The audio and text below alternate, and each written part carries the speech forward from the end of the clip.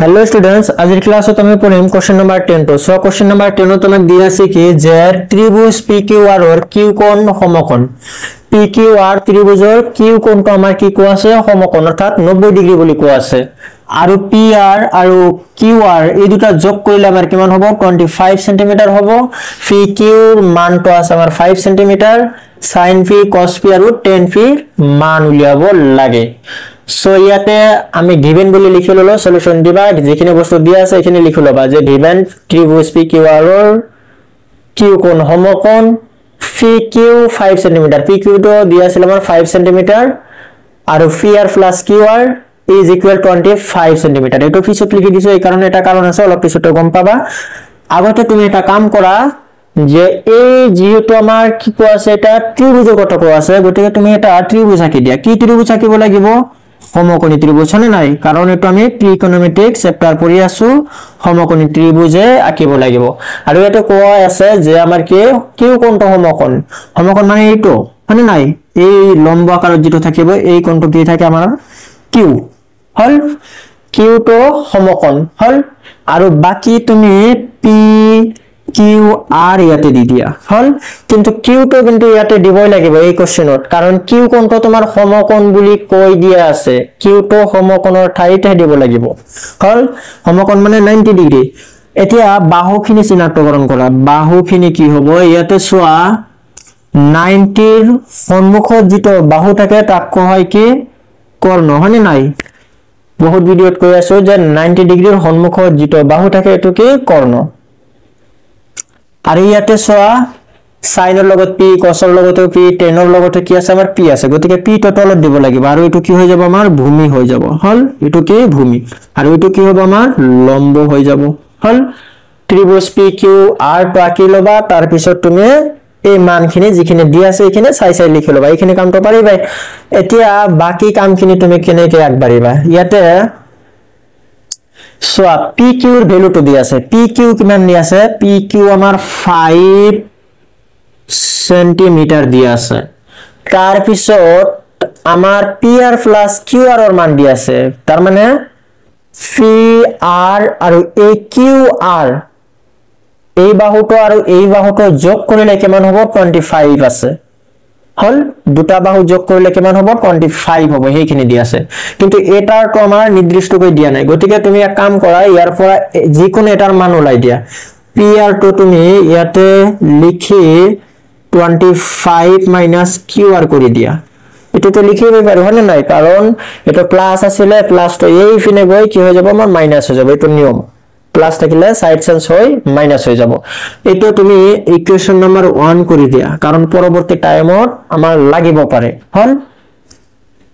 so PR তো পাই গলা PR মানে কি পাই গলা PR মানে এইটো পাই গলা কিমান পালা তুমি 25 - QR ঠিক আছে ইয়াতে লিখিব নালাগে এতিয়া ভূমি পালা আৰু কৰ্ণ পালা PR পালা মানে কি কৰ্ণ পাই গলা লম্বটো এতিয়া লৈকে আমি পোৱা নাই হলে নাই গতিকে আমি কি কৰিব লাগিব লম্বটো এতিয়া ওলাব লাগিব এই ত্ৰিকোণমিতি কৰোতে তোমাৰ এই প্ৰথমত তিনিটা বাহু তোমাৰ ওলাব লাগিব প্ৰতিটো অংকতে কি কৰিব লাগিব আগতে বাহু তিনিটা ওলাব লাগিব এটা দিয়া আছে আনটো তুমি পাই গলা এই মাত্ৰ আৰু এটা বাকি থাকিল গতিকে এটো ওলাব লাগিব এতিয়া হল কেনেকৈ ওলাবা যেটো দুটা জন আছে আমি পাইথাগোৰাছ এপ্লাই কৰি ওলাব পাৰিম সো পাইথাগোৰাছৰ সূত্র কি আছিল কর্ণ স্কয়ার মানে কি এটা লিখে লবা যে সমকোণী ত্রিভুজ PQR এর পৰা কি লিখিবা কৰ্ণ স্কয়াৰ কৰ্ণ কি আছে আমাৰ PR অর্থাৎ PR স্কয়ার ইজ ইকুয়াল ভূমি স্কয়ার মানে Q স্কয়ার প্লাস লম্ব স্কয়ার মানে QR স্কয়ার এতিয়া তুমি এক কাম কৰা PR এৰ মানটো বহাই দিয়া PR মানে আমি কি লিখিব পাৰিম PR এৰ ঠাইত 25 - QR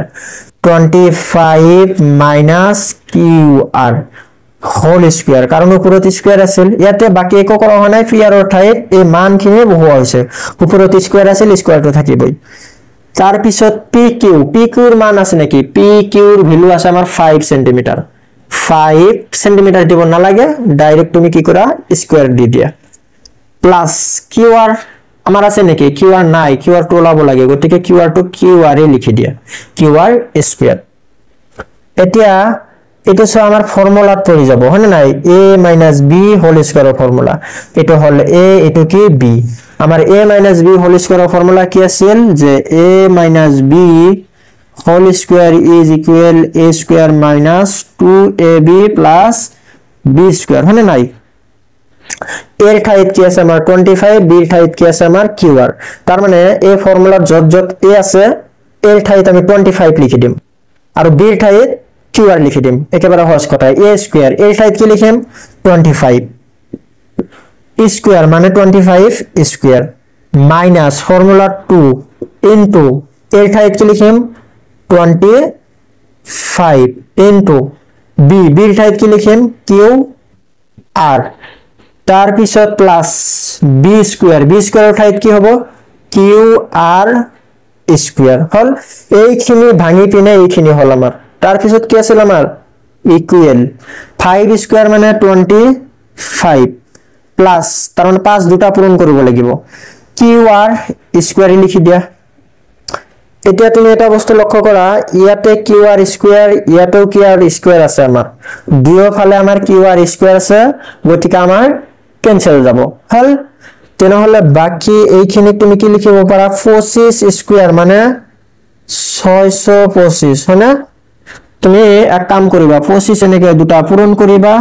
সবা आंसर 625 আহিব কাৰণ 625 ৰ বৰ্গমূল আমাৰ 25 হৈ যায় হল গতিকে বর্গ করলে 625 হবো মাইনাস 2 এর 25 গুণ কিমান হবো 50 হল তার মানে 2 5 গুণ 10 2 2 গুণ 4 1 5 ইনটু কি হবো qr এটা তো আমার গুছি গেছে না এরো ইজ ইকুয়াল 25 হল এখানে লিখিলো বাকিখিনি উপরত কৰি দিয়াছো এই বস্তুটা আমার লাগিব পারে গটিকে এইখিনি কতবাত লিখি থৈ দিছো যে p r is equal 25 minus qr এটো ইকুয়েশন নাম্বার কি আছিল আমার 1 আছিল তোমালোকে আৰু লিখিব না লাগে এখানে সাইডত লিখি থৈছো কারণ পিছত লাগিব আমার তার পিছত এইখিনি বস্তু লাগিব এতিয়া তার তলত লিখিবা কি ইয়াতে সোয়া আমার যেহেতু কি কৰিব লাগে qr টো লাব লাগে হলে নাই গতিকে qr এর লগত জিমানখিনি বস্তু আছে নাম্বার আছে বাকি বিলাক এই পিনে লৈ যাও তেনহলে মাইনাস কি হবে 50 qr ইজ ইকুয়াল কি আছিল আমার 25 এই তো ইফিনে কি আছিল আমার প্লাস হৈ আছিল গতিকে এই পিনে আহি কি হবে -625 হল কারণ qr এর লগত এই সংখ্যা বিলাক আমার সাইড চেঞ্জ কৰি ব্ল্যাক এটা ঠাইত লব লাগিব গতিকে 625 টো এখানে প্লাস আছে এইখানে গুছি গৈ মাইনাস হৈ যাব একেবারে সহজ কথা তার পিছত ইয়াতে -50 qr ইজ ইকুয়াল এতিয়া এটো কি কৰিবা যেটো তো প্লাস এটো যেটো মাইনাস গতিকে তুমি মাইনাস কৰি দিয়া 625 এৰ পৰা 25 মাইনাস কৰি দিলে 600 থাকি যাব আমাৰ ডাঙৰ সংখ্যাটোৰ আগত মাইনাস গতিকে মাইনাস টো দিব লাগিব এটো নিয়ম হল তার পিছত দুই পিনে আমার মাইনাস আছে গুছি যাব qr is equal 600 divided by কি হৈ যাব তোমার 50 কি কারণে হবে কারণ 50 তো ইয়ার লগত পূরণ আছিল তলত গৈ পিনে হরণ হৈ যাব qr is equal এটা 0 তোমার গুছি যাব তার পিছত এটো কিমান ওলাব 5 এর 12 গুণ 60 গতিকে 12 ওলাই যাব 12 সেন্টিমিটার 12 সেন্টিমিটার এটো কার মান পালা qr এটো পালা কিমান 12 সেন্টিমিটার 12 সেন্টিমিটার হল লম্বটো পাই গলা এতিয়া সোয়া ভূমি পালো 5 লম্ব পালো 12 কিন্তু কর্ণটো আমি এটোহে পাইছিলো সব pr is equal qr বুলি পাইছিলো গতিকে আমি নির্দিষ্ট মান কিন্তু পোৱা নাছিল গতিকে আমি নিৰ্দিষ্ট মানটো লাব লাগিব গতিকে ইয়াতে বহুৱাই দিয়া ইয়াতে লিখিবা 1 নাম্বাৰ ইকুয়েশন ইমপ্লাইজ তাৰ মানে 1 নাম্বাৰ সমীকৰণৰ পৰা পাও 1 নাম্বাৰ সমীকৰণটো কি আছিল আমাৰ pr is equal 25 minus qr এর ভ্যালু কিমান 12 হল ইয়াতে 25 মাইনাস QR লিখিব লাগিছিল QR ৰ ঠাইত আমি 12 লিখি দিছো কাৰণ QR ৰ মান কিমান 12 এতিয়া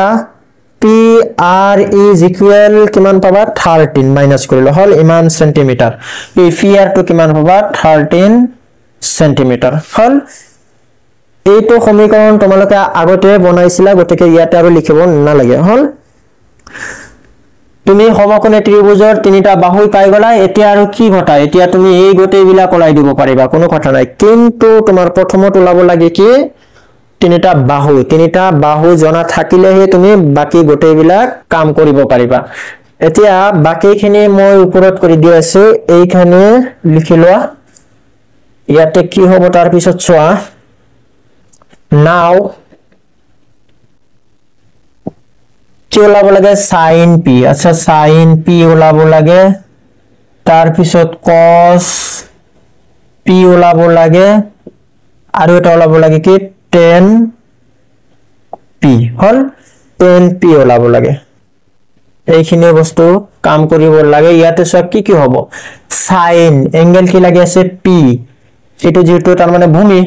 p টো ইয়াত আছে মানে এটো ভূমি হ'ব এটো ভূমি এটো লম্ব এটো কৰ্ণ ঠিক আছে এটো লৈ আমাৰ আৰু টেনশন নাই এতিয়া মানখিনি বহুৱাই দিয়া ইয়াতে মানখিনি বহুৱাই দিলে কি হ'ব sin ৰ অনুপাত কি আছিল sin মানে লম্ব বাই কৰ্ণ লম্বটো কি আছে আমাৰ 12 ডাইৰেক্ট লিখি দিয়া লম্ব মানে কি 12 আৰু